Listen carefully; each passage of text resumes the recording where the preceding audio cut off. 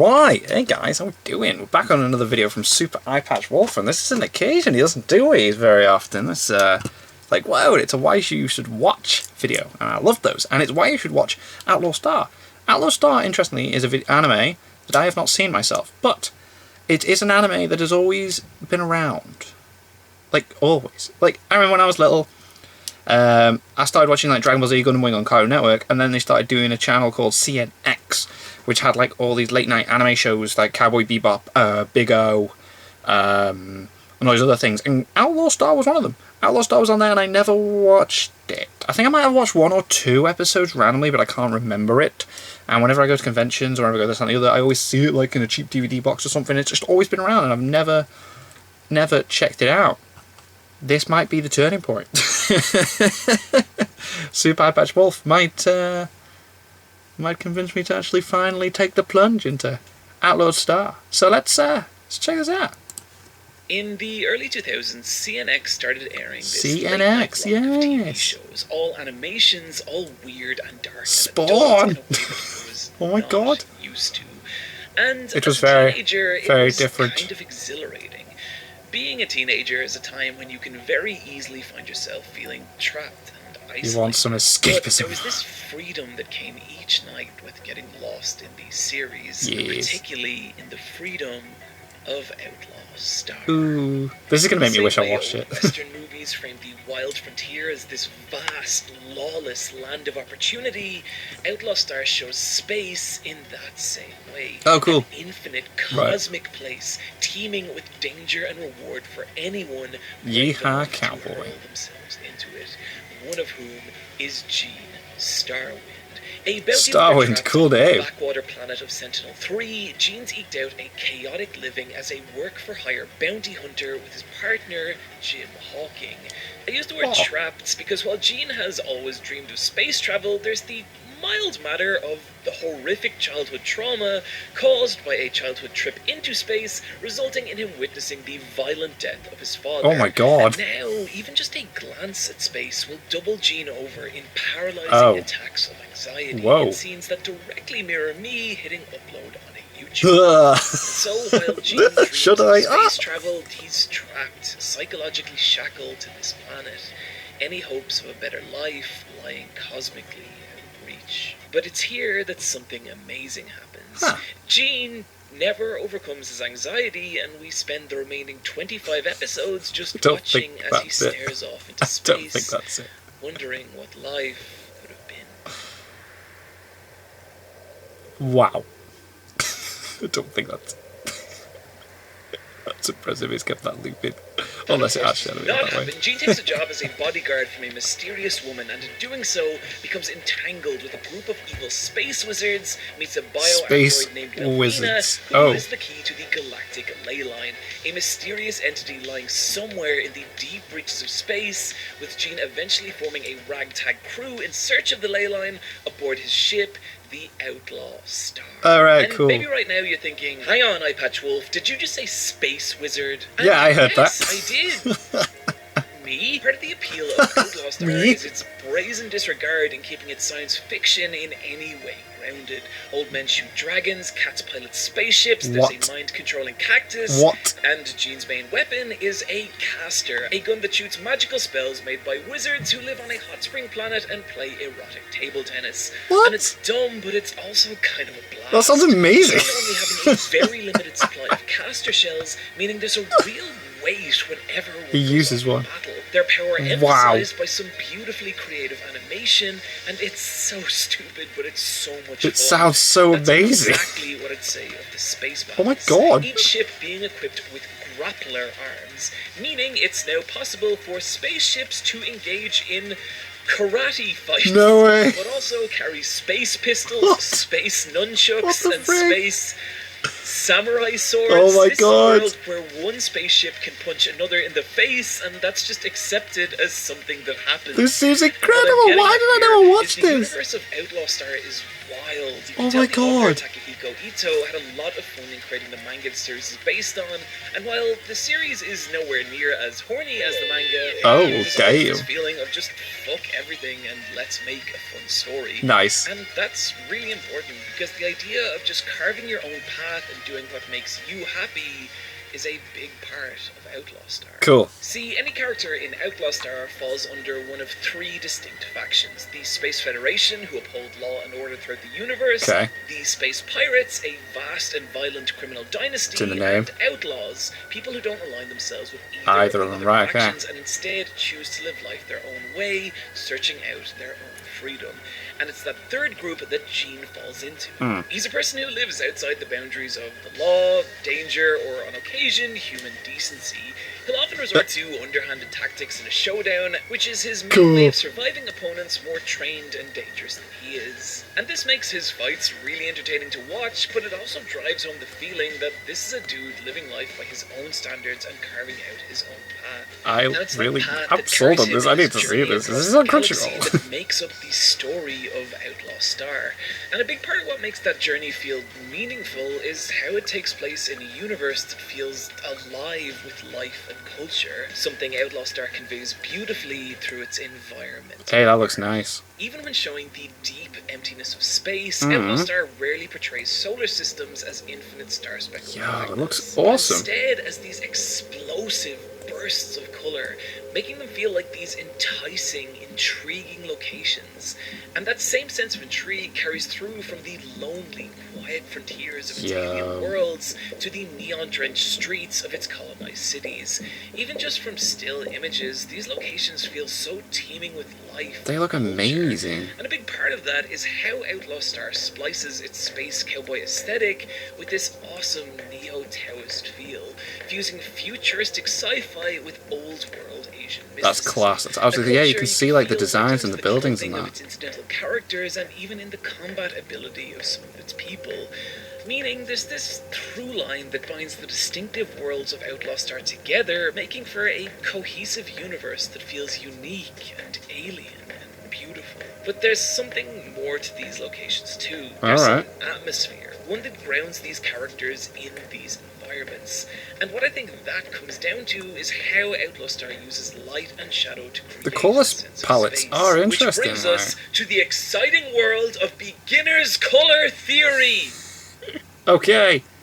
Please don't click off the video, I love you. The basics of colour theory work like this. You can break any colour down into 3 values. Its hue, which for lack of a better term is its colour, red, green, blue, etc.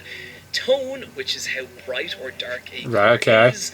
And saturation, which is its purity. Colours of high saturation being bold and vivid, low saturation being muted and grey. A lot of beginners artists tend to only think about light and shadow in terms of tone, i.e. bright and dark. Bright and dark, okay. And so if they wanted to choose a colour for a character's shadow, they might colour pick that character's skin and then simply lower the tone to signify shadow. Ooh. This is a very limited way of thinking about colour, as you're only using 1/3 of its values and not conveying anything about the effect the light of the environment would have on the character. This is interesting. So it just I'm learning a lot about animation and colours and stuff recently in these videos. Think of colour as bright and Totally not dark, Mark's video on animation was good. warm and cool, to adjust not just the tone but also the hue and saturation to help convey how a character's environment affects how light and shadow falls on them. For example, mixing in more blues with the shadow to give it a colder. Yo, that's cool. And when you start to think of light and shadow like this, you start to see how malleable and expressive colour can be. Yeah. How it's possible to give scenes and characters a completely different look and feel just by manipulating their colour values. And this is something Outlaw Star does really beautifully. Cool. It doesn't just use flat colour filters, but instead manually readjusts each individual value to give these characters and their environments a totally different feel. From the seductive lavender light of a late-night hotel room to the calming teal hues of the It adds to it, doesn't it? Yeah. the eerie, unknowable golden glow of the galactic ley line, the place lying at the end of the universe. Whoa. Outlaw Star uses colour to ground its characters in their environment, and as a result, there's a genuine sense of atmosphere to these locations. They feel like somewhere you could actually stand, and in a story about the joy of freedom and exploring far-off lands, creating that sense of place is vital in establishing a universe that feels teeming with worlds for you to explore. Well, yeah, you feel like you're going to a different place, I suppose, every time. Of lore at the beginning of each episode, Outlaw Star communicates a lot about its universe visually. Wow. And you feel that same visual storytelling in its characters. To me, Outlaw Star is a show at the peak of 90s anime aesthetic, and what I mean by that is since the early 70s, the complexity of character designs in anime had gradually been increasing, to the point that towards the late 80s, you were starting to see more detailed, complicated character designs that walk the line between being believably drawn, but also hyper-stylized. Yeah. And it's the maturation of that design sense that I really love in 90s anime, and particularly in Outlaw Star. Each character design is drenched in subtle nuance and carved from beautifully distinctive shapes. Take a design like Suzuka's, these soft, very Tenchi Muyo, that to me, compared like, to the more refined old world culture of Outlaw Star's universe, but that's contrasted against her long, jagged spikes of unkempt hair, giving her a more roguish, confrontational feel. That contrast reflected in her color palette, the calming mellow hues of her kimono streaked with saturated blood red tones. I feel like I don't need to say anything about Suzuka as a character, and you'll still get a pretty decent idea of who she is just from her design. Yeah, that's cool. Designs like this that communicate so beautifully who these people are. From the rigid, oppressive shapes that make up Lord Hazanko, to the rebellious red shock of Jean's hair, to Aisha's wild, untamed yeah, you definitely get a wild vibe there. Creative and fun, but they also tell you a lot about these characters before they ever even open their Yeah, mouths. before they even say And anything, only that's class. enhancing that feeling is the animation. There's a lot of really nice, loose action scenes, but there's also a distinctive quality to how each character moves. Like, compare the cartoonish, energetic animation of Aisha. I do get a very to the Tenchi elegant, Muyo careful vibe from some of these characters, though. Lina. And what it all means is we come to know these characters just as much through how they look and move as we do through what they do and say.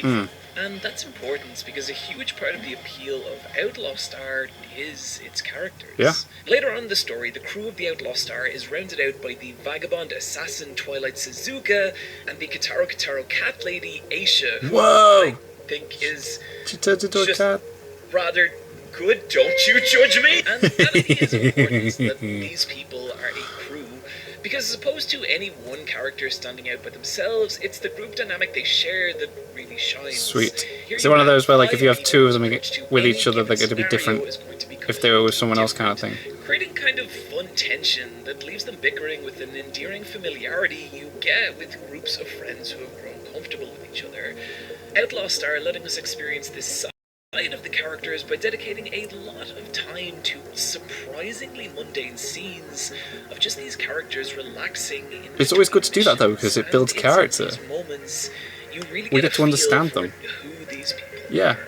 Little exchanges like Suzuka telling Alfina not to boil all the flavour out of the rice carry a kind of subtle weight, not only making for these quiet moments of contrast to the insane space battles, but just letting us spend time with these characters Because we want to get to know them. familiar with them on a more Yeah. down-to-earth human level. And that's important because a lot of the fun of Outlaw Star is that feeling that you're on this wild adventure with a group of friends. And you want to be on that adventure with them. That feeling comes from how Outlaw Star uses its episodes. After the first 4-episode arc, Outlaw Star relaxes into a more episodic pace, and it's here where you can see the creators What the having a hell? lot of fun with the scenarios they hurl these characters Oh my into. god. One episode could see the crew joining a crusty deep-sea captain on a voyage to a liquid planet battling giant space crustaceans. Whoa. The next attempting to infiltrate a women's wrestling tournament where one of the contestants is a secret werewolf. Oh Hang my on, Eyepatch god. Wolf. Stop interrupting the video! Other episodes are more grounded and lets us see the subtler side of these characters. Like watching Jim make friends with a mysterious girl on a space station before the two are forced to go their Damn it, separate Eyepatch Wolf, stop interrupting your own video. a bittersweet little story that reminds you, despite everything, Jim's still just a kid. And it's moments like these when Outlaw Star uses its episode to build these characters and their relationships that the show is at its strongest, and can occasionally hit surprisingly hard. Like, let's talk about episode 15, The Seven Merge. Up until episode 15, Outlaw Star has been this fun romp, Gene and his crew for the most part overcoming handily every obstacle that's put in their way. Sweet. But that all comes to a crashing halt when early one morning, Gene is met by a lone gunman claiming to be a member of the On-10-7, a group of deadly space pirate assassins also pursuing the galactic ley line. But when Gene tries to preemptively take out his opponent, he realizes that for the first time, this is an enemy he cannot beat. The gunman telling Gene that they will duel at noon tomorrow, and that Gene has just 24 hours to make peace with the fact that he's about to die. Oh god. For a show that can be as zany as Outlaw Star, this episode does a surprisingly good job of framing Gene as this young guy coming to terms with his mortality for the first time. God. And he slips into this lethargic depression, drowning his fears in a dingy back alley bar. And it's here he meets an old man who tells Gene that the one to invariably survive duels is often the person that life means the most to. That night, Gene is plagued by visions of his own death, but when Melfina tries to comfort him, Gene drunkenly grabs at her, and she pulls away, devastated and crying, and it's such an uncomfortable scene. Oh, damn. Echoing our capacity to hurt the people closest to us when we're at our lowest. Gene arrives the next morning at the duel, and despite being shot, manages to kill the gunman. And for a moment, it's all over, before realizing that the real On-10 assassin is actually the old man from the bar. Whoa! And Gene, wounded and facing an opponent of much greater skill and experience, pulls out every trick in his arsenal, but nothing works. And as the fight goes on, Gene is viciously beaten and broken, to the point that his crewmates can't stand to just watch anymore and intervene, desperately fighting to protect their friend. But just like Gene, each one struggles against the deadly assassin. And it's a sad and desperate fight, and one by one, each member of the Outlaw Star falls, until it's just Gene and the assassin left. Oh my god. And in a stroke of fate, the old man's gun misfires and Gene lands a lucky kill shot. Afterwards, the crew of the Outlaw Star gather together, and there's this feeling that they barely survived this encounter, but they did through each other. Yeah, wow. And this journey is more vast and dangerous than any of them could have imagined, oh my god. But together they can survive. This is the heart of Outlaw Star, the feeling of breaking free from your constraints, blazing your own path across the universe, and exploring these beautiful alien locations with your friends. And I think that's why the show meant so much to me when I first watched it as a teenager. I've talked about this before, but I didn't enjoy being a teenager. I didn't do it socially or academically or any other way that young people are taught to measure their own worth. And because of that, I just felt kind of trapped. And Outlaw Star was the perfect escape from that. Yeah, man. A story about freedom, adventure, and friends, all things that I felt like I was missing from my own life. But over the years, something started to happen. I went to college, I made friends, I started traveling, I made this channel, and as I started finding my own way, Gene's story about breaking free from a life you're not happy with, I just didn't need it the same way I used to. That's nice. I got older. My connection with Outlaw Star began to fade. But as it did, another show started to become more relevant. One that had also aired on that late Cowboy Bebop on CNX. Cowboy Bebop. Yeah. Which released just 4 months after Outlaw Star. Yeah, I remember them being also quite about close a together on ragtag release collection of time. People exploring a Western-inspired sci-fi universe aboard a spaceship, but one that would go on to redefine what anime television could be. And I think in a way, Outlaw Star has always lived in the shadow of Bebop. I can understand that. While I could feel myself growing out of Outlaw Star, I could feel myself growing into Cowboy Bebop, yeah. I watched myself become these characters, gradually encumbered by the weight of life, collecting scars, and moving on regardless. To the point that 2 years ago, I actually tried to write this video. Wow. I couldn't. When I returned to Outlaw Star, that same sense of freedom and adventure that had meant so much to me, the connection just wasn't there anymore. Wow. I was different, and I moved on. So, why? Why go back to this show now in a video format I've mostly left behind? And well, at the time of writing this, I'm currently in my 6th week of quarantine. I spend my days entering and exiting the same 3 set of rooms, and I can't see my friends or my parents or do anything. It's grim. It is grim. It fucking sucks. Yeah. If I was to put a word to it, I'd say I just feel trapped. Yeah. But it was that feeling that had me going through a lot of the old shows that I used to love. And when I got to Outlaw Star, something kind of cool happened. That feeling of freedom at the heart of Outlaw Star, it started to mean something again. Every night I'd sit down and watch an episode, and it was 22 minutes that the walls of this apartment just melted away. You escaped. Free. And I think there's something really cool about that. The idea that the kind of escapism we crave changes with when, where, and what we are.